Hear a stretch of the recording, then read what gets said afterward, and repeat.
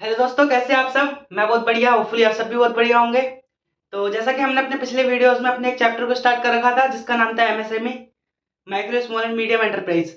अभी तक हमने इस चैप्टर में मतलब सब कुछ अभी तक हम पढ़ चुके हैं। इंट्रोडक्शन, एमएसएमई के क्या क्या फायदे हैं, एमएसएमई के क्या क्या फायदे और एमएसएमई को प्रमोट करने के लिए गवर्नमेंट कैसे कैसे स्टेप्स उठा रही है। और हमने ये पढ़ा कि कैसे एमएसएमई को हमारी इकोनॉमी के लिए इम्पोर्टेंट है, एमएसएमई का रजिस्ट्रेशन प्रोसेस क्या है। यानी कि कुल मिला के इस चैप्टर के बारे में अभी तक हम बहुत कुछ पढ़ चुके हैं। ये जो इस चैप्टर की ये वीडियो जो होने वाली है, इस चैप्टर की लास्ट वीडियो होने वाली है। इस चैप्टर में इस वाली वीडियो में हम अपने चैप्टर के रिमेनिंग पोर्शन को आप खत्म करेंगे और आज अपने चैप्टर को हम पूरी तरीके से खत्म कर देंगे। तो चलिए आज अपनी क्लास को हम शुरू करते हैं। आज का जो हमारा पहला टॉपिक है, आज हम पढ़ने वाले हैं एमएसएमई स्कीम्स। एमएसएमई स्कीम्स, देखिए मैंने अपने पहले वाले पिछले वीडियोस में भी बताया था कि गवर्नमेंट एमएसएमई को बहुत ज्यादा बढ़ावा देती है, एमएसएमई को बहुत ज्यादा प्रमोट करती है। क्योंकि जो हमारी इकोनॉमी है, हमारी इकोनॉमी को ग्रोथ करने में जीडीपी एक बहुत बड़ा रोल अब वो रोल अपनाता है और इकोनॉमिक का ग्रोथ होना भी देश के लिए बहुत ज्यादा जरूरी है।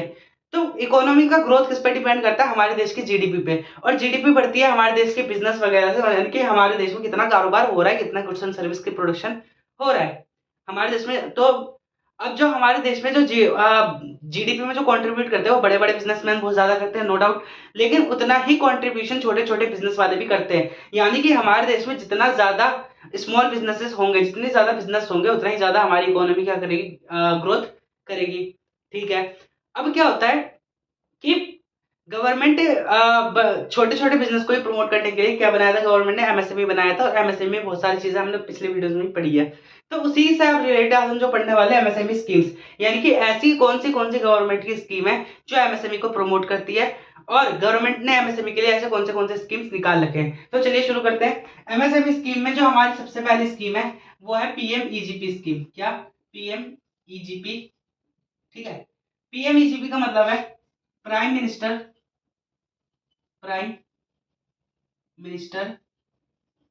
Employment generation scheme.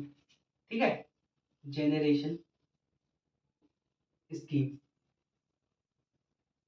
देखिए पहला स्कीम का नाम है पीएमईजीपी, यानी कि prime minister employment generation scheme. पढ़ते ही हमें साफ सुथरा नजर आ रहा है कि गवर्नमेंट क्या कर रही है, गवर्नमेंट छोटे छोटे बिजनेस को स्टैब्लिश करने के लिए हेल्प करेगी, जिससे क्या होगा, एम्प्लॉयमेंट जनरेशन होगा। यानी कि गवर्नमेंट एम्प्लॉयमेंट जनरेट करने के लिए स्मॉल स्मॉल बिजनेस को क्या कर रही है, प्रमोट कर रही है। ठीक है। तो इस स्कीम के अंदर क्या होता है, इस स्कीम के अंदर गवर्नमेंट फाइनेंशियल हेल्प देती है। ठीक है, गवर्नमेंट एंटरप्राइजेस को क्या देती है, फाइनेंशियल हेल्प देती है। क्या देती है? फाइनेंशियल हेल्प देती है। ठीक है। फाइनेंशियल हेल्प कैसे देती है? लोन देती है उन्हें और सब्सिडीज देती है, लोन्स एंड सब्सिडीज प्रोवाइड करवाती है। जिससे जिससे क्या होता है, उनका बिजनेस ग्रोथ होता है। यानी कि उनका बिजनेस जो होता है वो ग्रोथ होती है और जितनी ज्यादा बिजनेस ग्रोथ होगी उतनी ज्यादा एम्प्लॉयमेंट जनरेट होगी। ठीक है, 2 मिनट। तो देखिए हम क्या पढ़ रहे थे, हम पढ़ रहे थे पीएमईजीपी, यानी कि prime minister employment generation programme. इसके अंदर क्या है, गवर्नमेंट क्या करती है, गवर्नमेंट एंटरप्राइजेस को क्या देती है, फाइनेंशियल हेल्प देती है। किससे? लोन और सब्सिडीज प्रोवाइड करवा के, जिससे उनका बिजनेस ग्रोथ होता है और एम्प्लॉय वो क्या करते हैं, एम्प्लॉयमेंट जनरेट करते हैं। ठीक है। अब इसके लिए एलिजिबल कौन कौन है, क्या इसके लिए, यानी कि पीएमईजीपी के लिए कौन कौन एलिजिबल है। तो एलिजिबल देखो कौन है, एलिजिबल एलिजिबल इसमें एमएसएमई एंड नॉन एमएसएमई। यानी कि इस स्कीम के लिए एलिजिबल, अगर आप एमएसएमई है तो आप भी एलिजिबल है, और अगर आप एमएसएमई नहीं है तो आप फिर भी एलिजिबल है। यानी कि गवर्नमेंट ने कुल मिला के इतना कि बिजनेस एम्प्लॉयमेंट जनरेट करने के लिए छोटे छोटे बिजनेस को प्रमोट करना चाहती है, और छोटे छोटे बिजनेस को प्रमोट करने के लिए गवर्नमेंट क्या दे रही है, लोन्स एंड सब्सिडीज दे रही है। ठीक है। और आपकी एज इसमें कितनी होनी चाहिए, 18+ एज होनी चाहिए। और एलिजिबिलिटी क्राइटेरिया पर है, पहला ये एमएसएमई और नॉन एमएसएमई दोनों के लिए। दूसरा, ये 18+ जिसका मतलब ये 18 जो भी एंटरप्रेन्योर है उसकी एज कम से कम 18 साल से ऊपर होनी चाहिए इस स्कीम के लिए। अच्छा, अब इस स्कीम में बेनिफिट्स क्या क्या मिलेंगे, बेनिफिट्स इस स्कीम में जो बेनिफिट्स मिलेंगे, देखिए 10% तक का जो मनी है वो सेल्फ होगा, यानी कि सेल्फ कितना होगा 10% मनी, यानी कि जो बिजनेसमैन है, जो भी एंटरप्रेन्योर है, उसको जो बिजनेस में स्टार्टिंग मनी लगाएगा 10% तक पैसा उसका अपना होना चाहिए। 90% गवर्नमेंट उसको लोन देगी, 90% गवर्नमेंट उसको क्या देगी, लोन देगी। और अप टू 15%, क्या अप टू 15% उसको क्या मिल सकती है, सब्सिडी मिल सकती है। ठीक है, देखो अप टू लिख देता हूं यहाँ पे। देखो हम क्या पढ़ रहे हैं, हम पढ़ रहे हैं एमएसएमई स्कीम। एमएसएमई स्कीम के अंदर हम सबसे पहला स्कीम पढ़ रहे हैं पीएमईजीपी, यानी कि prime minister employment generation scheme. इसके अंदर क्या है, गवर्नमेंट जो भी नए नए बिजनेसमैन है, जो चाहे वो एमएससी हो, माइक्रो स्मॉल एंटरप्राइज हो या नॉन एमएससीज हो, यानी कि माइक्रो एंड स्मॉल एंटरप्राइज ना हो, उनको क्या कर रही है, लोन और सब्सिडीज प्रोवाइड करवा रही है, जिससे वो अपना बिजनेस खोले, बिजनेस ग्रोथ करे और एम्प्लॉयमेंट जनरेट करे। अब इसके बेनिफिट क्या है, 10% तक जो एंटरप्रेन्योर वो अपना पैसा लगाएगा, 90% उसको लोन मिलेगा और 15% तक वो सब्सिडी कमा ले सकता है गवर्नमेंट से। तो ये स्कीम क्या थी, हमारी पीएमईजीपी स्कीम, यानी कि prime minister employment generation scheme. अब उसके बाद जो हमारी अगली स्कीम है, उसके बाद जो हमारी अगली स्कीम है, अगली स्कीम का नाम है loans for upgradation of, loans for upgradation of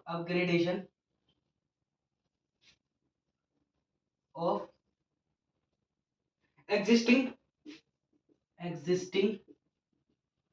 PMEGP.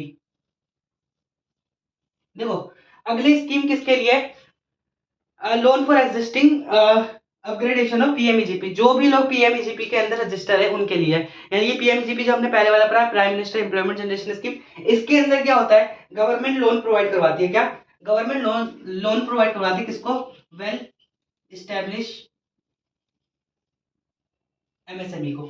ठीक है, जो भी एमएसएमई वेल वेल स्टैब्लिश है उनको क्या प्रोवाइड करवाएगी, लोन प्रोवाइड करवाएगी, सॉरी हाँ लोन प्रोवाइड करवाएगी। और किस लिए, for for upgradation of technology, यानी कि वो टेक्नोलॉजी को अपने अपडेट कर सके, इसलिए उनको क्या करवाएगी, लोन्स को प्रोवाइड करवाएगी for making profit, for making profit. ठीक है, और अब इसका ऑब्जेक्टिव क्या क्या है, इसका ऑब्जेक्टिव ये है, देखो इसका ऑब्जेक्टिव क्या है, इसका ऑब्जेक्टिव है to bring new technology automation, to bring new technology automation. ठीक है, देखो हम क्या पढ़ रहे हैं, हम पढ़ रहे हैं loans for upgradation of existing PMEGP. इसके अंदर क्या होता है, सरकार वेल एस्टेब्लिश जो एमएसएमई है उनको लोन प्रोवाइड करवाती है for the upgradation of technology, बस में इतना ही है। ठीक है, अब जो हमारी अगली स्कीम होने वाली है, हमारी अगली स्कीम का नाम है, 2 मिनट, हमारी थर्ड स्कीम का नाम है, 2 मिनट, हमारी अगली स्कीम का नाम है credit guarantee scheme, scheme for MSEs. ये ठीक है, क्या नाम है, credit guarantee scheme for MSE, यानी कि माइक्रो स्मॉल एंटरप्राइज के लिए क्रेडिट गारंटी स्कीम, जिसके अंदर गवर्नमेंट अप टू 2 करोड़ तक का लोन विदाउट कोलेटरल प्रोवाइड करवाएगी। यानी कि जितने भी एमएससी है उनको इस स्कीम के अंदर गवर्नमेंट एमएससी को 2 करोड़ तक का, क्या 2 करोड़ तक का लोन प्रोवाइड करवाएगी विदाउट एनी कोलेटरल, यानी कि बिना कुछ गिरवी रखे उन्हें 2 करोड़ तक का लोन मिल सकता है इस स्कीम के अंदर। फिर उसके बाद जो हमारी अगली स्कीम है, चौथी स्कीम है, फोर्थ स्कीम का नाम है, 2 मिनट, फोर्थ स्कीम का नाम है, हाँ देखो अब हमारी चौथी स्कीम का नाम है micro small enterprise cluster, micro small enterprise cluster, micro small enterprise cluster development programme. ठीक है, स्कीम जिसको हम शॉर्ट में बोलते हैं एमएससी CDP।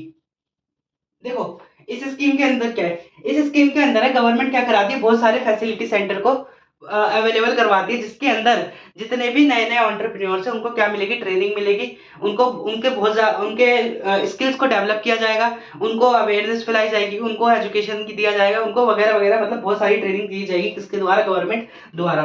तो इसके अंदर क्या है, to set up the common facility centre, क्या, to set up common facility centre, facility centre, ठीक है। इसमें क्या होगा, कॉमन फैसिलिटी सेंटर को सेटअप किया जाएगा for testing training, for testing training और testing training, raw material depot, raw material depot और एटसेट्रा।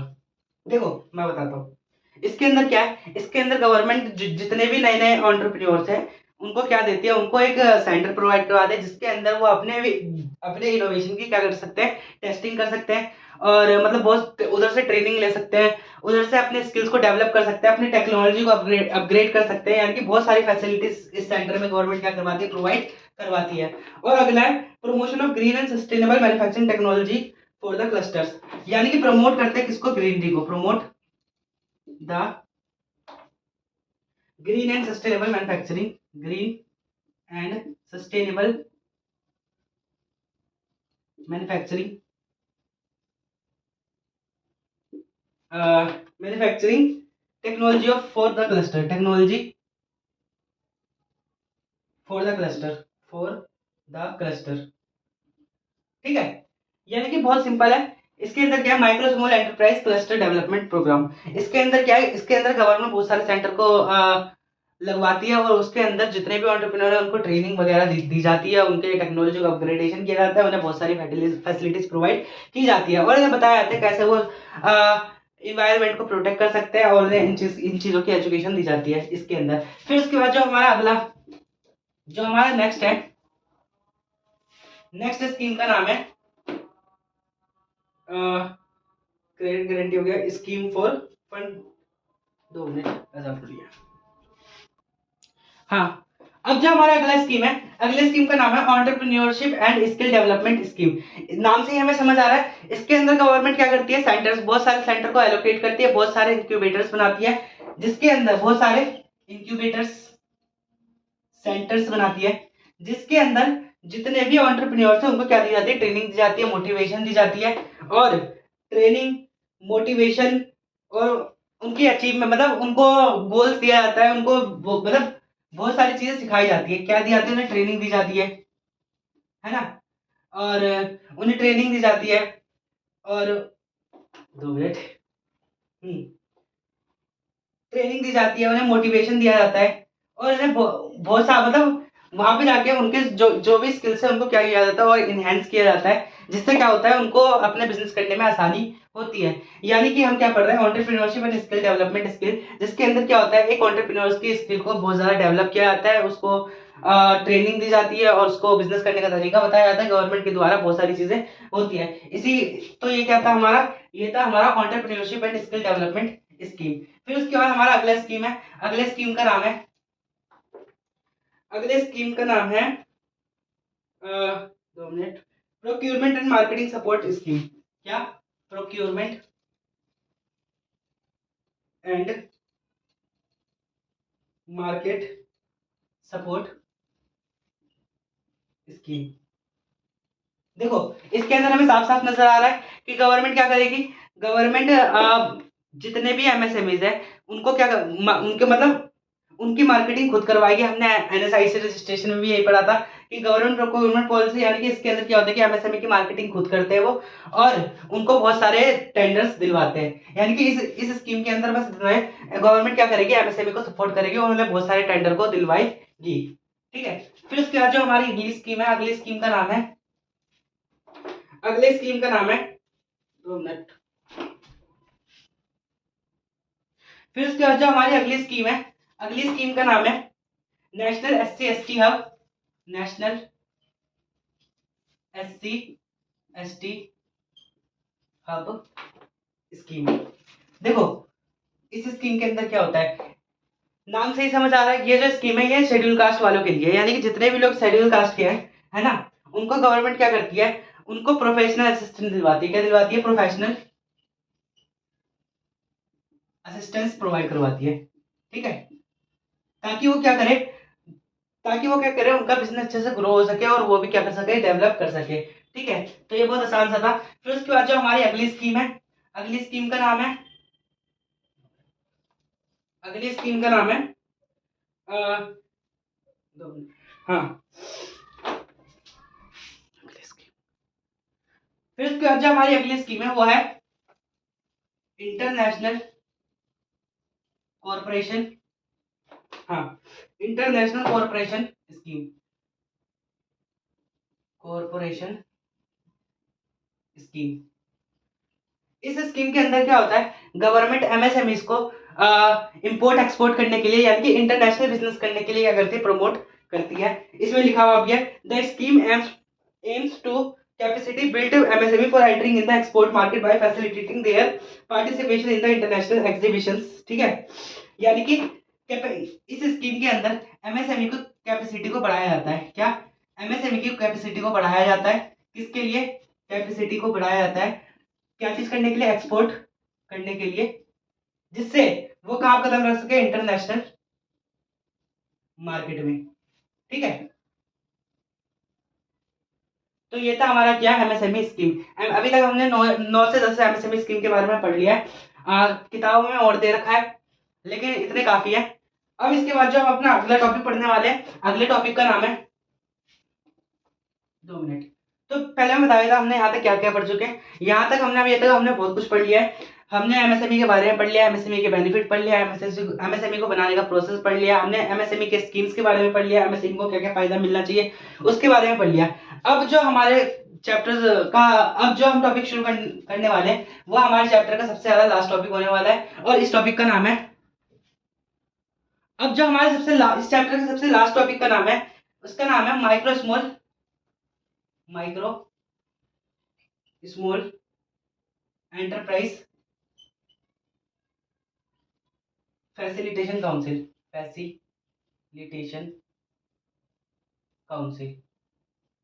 देखो, कोई भी एंटरप्राइज होता है तो जैसे, और उनमें डिस्प्यूट होता है तो उनके लिए एक क्या होती है, ट्रिब्यूनल बनाई जाती है। ठीक है, जो कि उनके डिस्प्यूट्स को क्या करती है, सॉल्व करती है।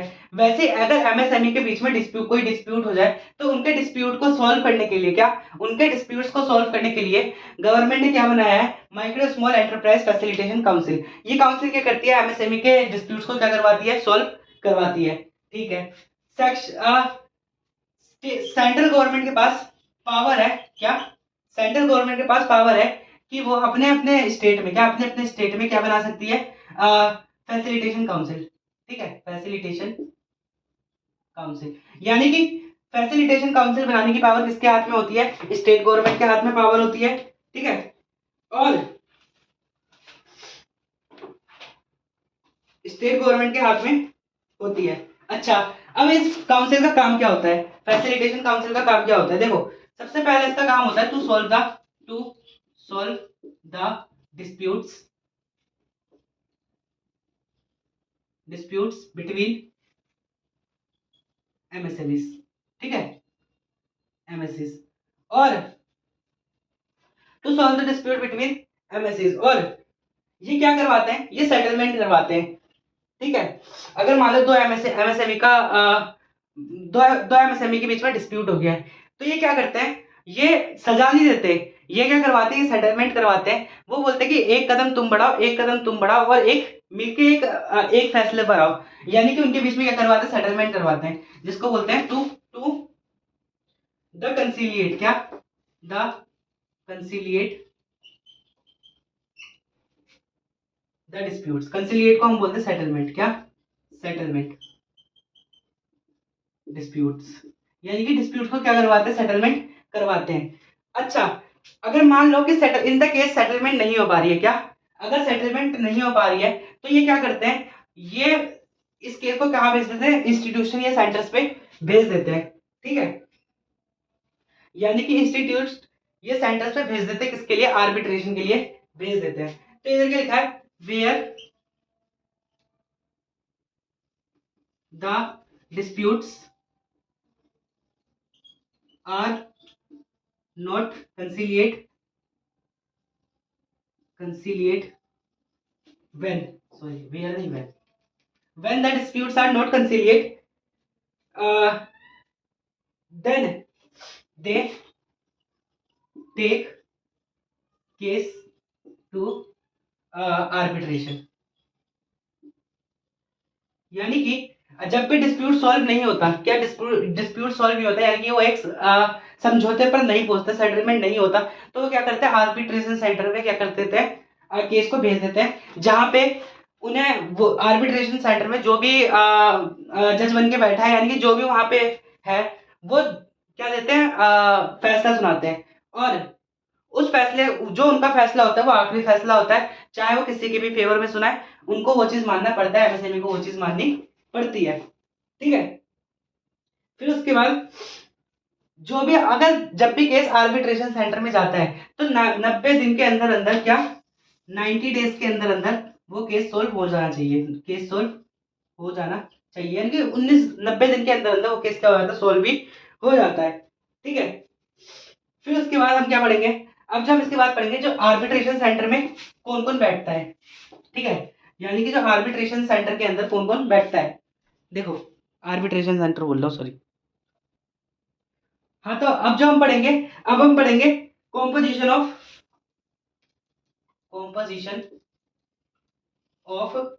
Micro and small enterprise, micro and small enterprise.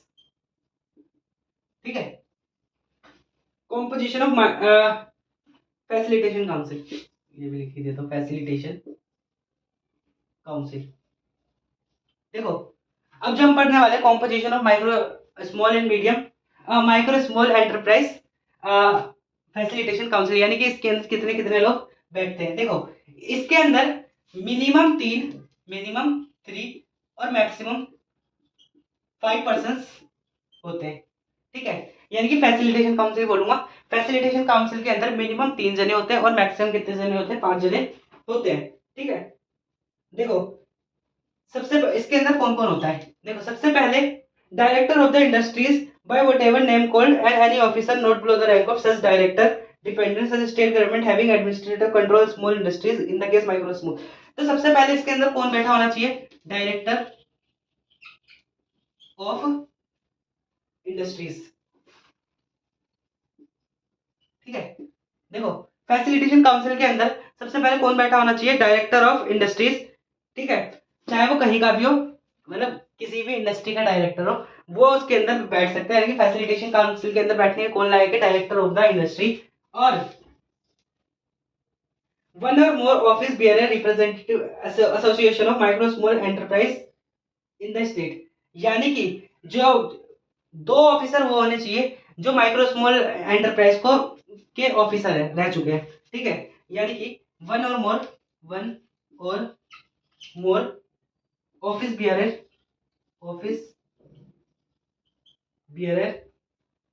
और रिप्रेजेंटेटिव ऑफ एसोसिएशन, और representative of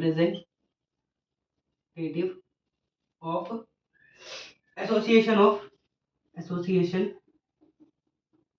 of MSc in state, यानी कि जो ऐसे 2 ऑफिस के बियरर होने चाहिए, ऐसे 2 ऑफिस के लोग होने चाहिए जो या तो ऑफिस बियरर हो या तो रिप्रेजेंटेटिव हो किसके, micro small enterprise of the state, जो अपने स्टेट के माइक्रो स्मॉल एंटरप्राइज को क्या करते हैं, रिप्रेजेंट करते हैं या उधर के ऑफिस में काम करते हैं, वहां क्या होने चाहिए, 2 पर्सन होने चाहिए। और इसके अंदर कौन कौन होना चाहिए, one or more representative of bank and financial institution landing micro small enterprise, यानी कि एक बैंक का रिप्रेजेंटेटिव होना चाहिए, और more one or more representative of bank and representative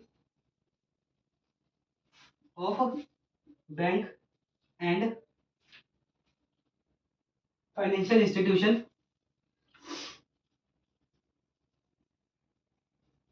ठीक है, फाइनेंशियल इंस्टीट्यूशन ऑफ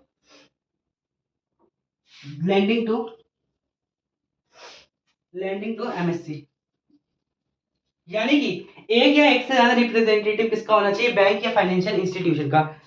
फिर उसके बाद लास्ट में कौन होना चाहिए, one or more who have special knowledge of field, industry, law, finance, trade or commerce. ठीक है, one or more person who have special knowledge of, special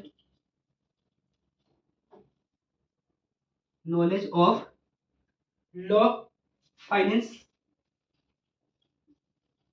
law, trade or commerce, trade or commerce. ठीक है, देखो हम क्या कर रहे हैं, हम कर रहे हैं एमएसएमई फैसिलिटेशन काउंसिल के अंदर कौन कौन पर्सन बैठ सकता है।